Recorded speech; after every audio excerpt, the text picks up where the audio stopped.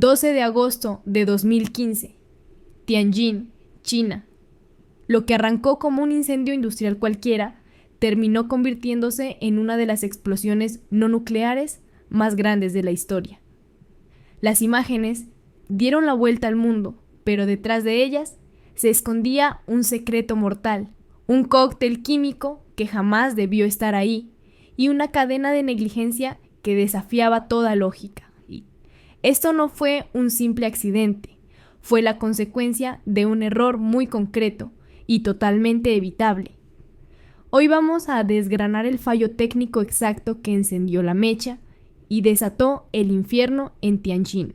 El puerto de Tianjin no es un muelle más, es una de las principales puertas de entrada del mundo a ese gigante económico que es China. Un laberinto de grúas, barcos y contenedores. Por aquí pasan cada día millones de toneladas de mercancías y es el motor de una maquinaria global que nunca duerme. Y dentro de ese coloso operaba una empresa en apariencia insignificante, Ruihai International Logistics. Fundada en 2011, Ruihai se había especializado en un nicho muy particular, el manejo y almacenamiento de mercancías peligrosas, sustancias inflamables, corrosivas, tóxicas, todo lo que otras empresas de logística preferían no tocar, Ruihai lo gestionaba. Su almacén, una instalación de 46,000 metros cuadrados, era solo una pequeña pieza en el puzzle del puerto, pero entre sus muros se estaba cocinando una catástrofe. La empresa se vendía como una operadora certificada y segura. De hecho, apenas 2 meses antes de la tragedia, había renovado su licencia para manejar estos productos, pero detrás de esa fachada de legalidad había una red de engaños y una indiferencia criminal por la seguridad. La normativa china, como la de la mayoría de los países, es muy estricta. Un almacén de este tipo debe estar como mínimo a 1 kilómetro de distancia de cualquier edificio residencial, carretera o espacio público. El almacén de Ruihai se saltaba esa norma. A menos de 600 metros se levantaban complejos de apartamentos donde vivían miles de familias que no tenían ni idea del peligro que acechaba tan cerca.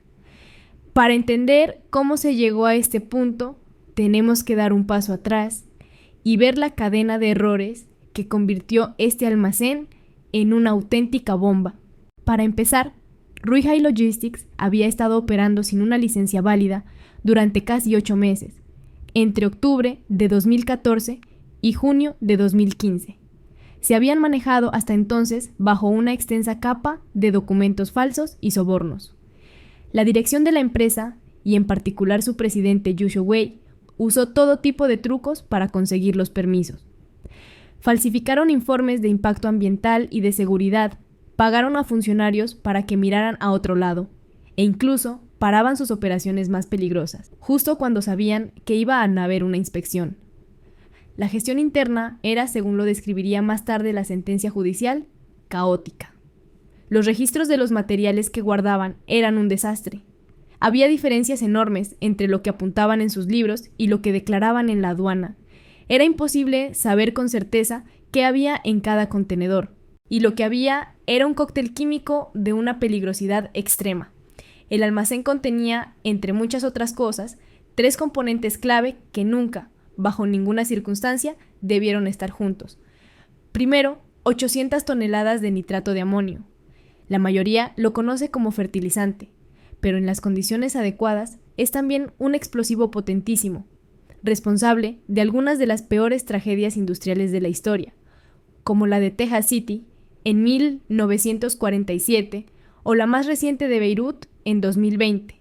Segundo, cientos de toneladas de cianuro de sodio, una sustancia increíblemente tóxica. Y tercero, el detonante inesperado, carburo de calcio. Este compuesto tiene una propiedad muy especial y muy peligrosa. Cuando toca el agua, reacciona de forma violenta y produce acetileno, un gas incoloro que es súper inflamable y explosivo. Junto a todo esto, había también nitrocelulosa, un material conocido por ser muy inestable, que se usa en lacas y explosivos. La nitrocelulosa Si se seca, sobre todo en climas cálidos, es autoinflamable. El escenario estaba listo. Apilar nitrato de amonio, carburo de calcio y nitrocelulosa. En el mismo sitio era como juntar pólvora, un bidón de gasolina y una caja de fósforos dentro de un horno. Solo faltaba la chispa. La noche del 12 de agosto de 2015 era cálida y húmeda en Tianjin. Dentro de uno de los contenedores, recalentado por el calor, la nitrocelulosa, cuyo agente humectante se había evaporado, alcanzó su punto de ignición. Un pequeño fuego empezó a arder, invisible desde fuera, pero extendiéndose poco a poco.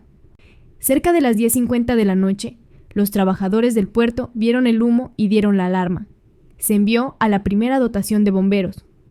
Para ellos, era un aviso más, un incendio en un almacén, algo para lo que estaban perfectamente entrenados, pero no sabían que se dirigían de cabeza a una trampa mortal.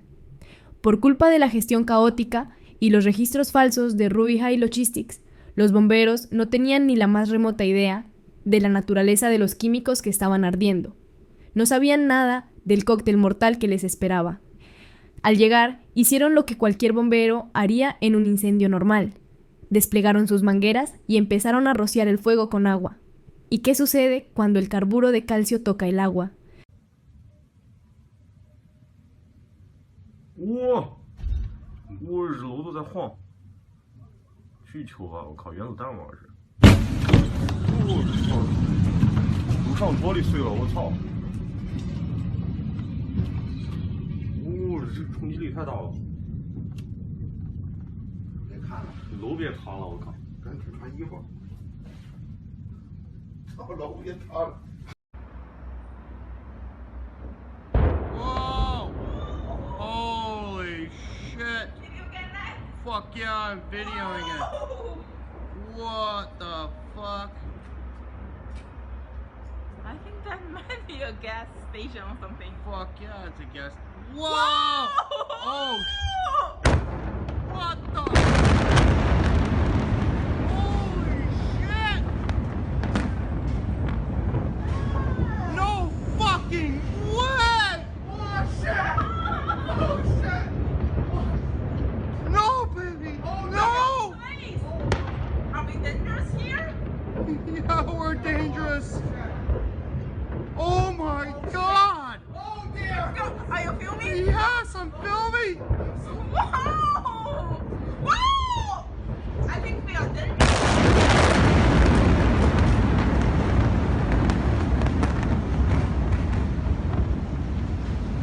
En el momento en que los chorros de agua tocaron los contenedores con carburo de calcio, se desencadenó una reacción química furiosa. El agua y el carburo produjeron al instante cantidades masivas de gas acetileno. Este gas, al entrar en contacto con las llamas, no solo avivó el fuego, sino que lo convirtió en un infierno de una intensidad que cuesta imaginar. La temperatura se disparó. 33 segundos después de la medianoche, se produjo la primera gran explosión. Fue la detonación del acetileno acumulado. La bola de fuego iluminó el cielo y la onda expansiva hizo temblar el suelo.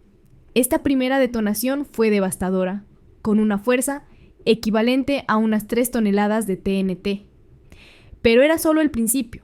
El infierno desatado por el acetileno elevó la temperatura del almacén a niveles críticos. El calor extremo llegó a las 800 toneladas de nitrato de amonio. Y cuando el nitrato de amonio se calienta de forma tan rápida y violenta, no arde, detona. Apenas 30 segundos después de la primera explosión, el mundo pareció estallar. Toda la masa de nitrato de amonio detonó en una explosión cataclísmica, una de las más grandes de la historia causadas por el hombre sin usar armas nucleares.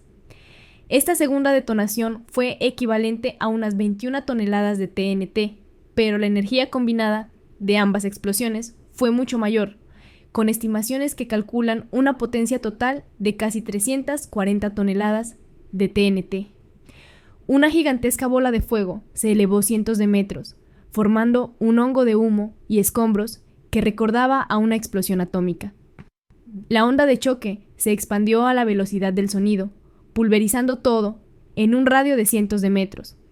Edificios y apartamentos quedaron destrozados. Miles de coches nuevos, estacionados en la zona, se incendiaron y se derritieron como si fueran de juguete. Las ventanas de edificios a varios kilómetros estallaron.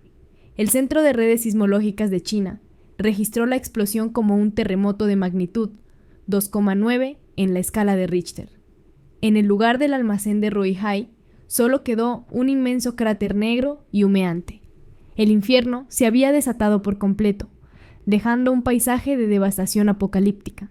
Al amanecer, el mundo vio la escala real de la destrucción. El coste humano fue terrible.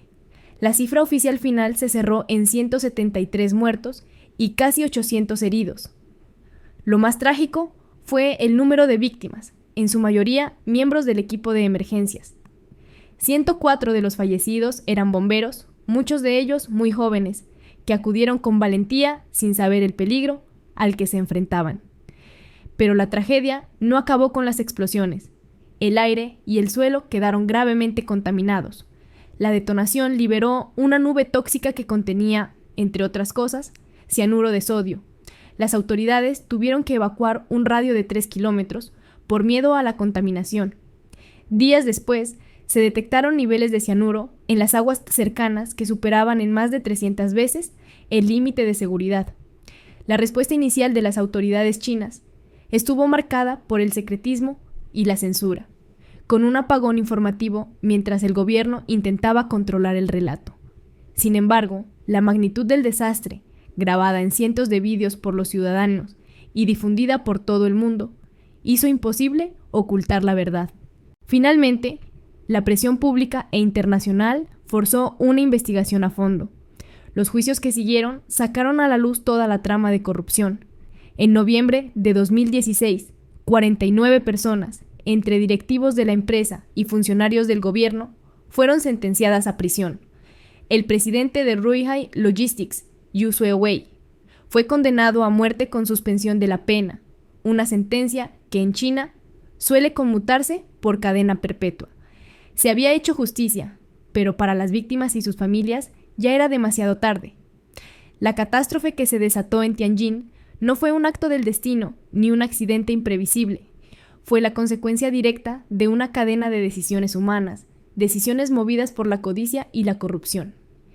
El secreto mortal del almacén era ese cóctel químico ilegal, una bomba, esperando a ser activada. El fallo técnico no fue una pieza rota, sino un sistema roto, un sistema de regulación que no funcionó, una empresa que se aprovechó de ello y una respuesta de emergencia que, sin haber recibido la información correcta, cometió un error fatal. La tragedia de Tianjin es una lección brutal sobre lo importante que es la seguridad industrial y el coste humano de la negligencia. Nos recuerda que las normas están ahí por algo, que están escritas con la tinta de desastres pasados, y que ignorarlas por dinero puede tener consecuencias que sacuden al mundo.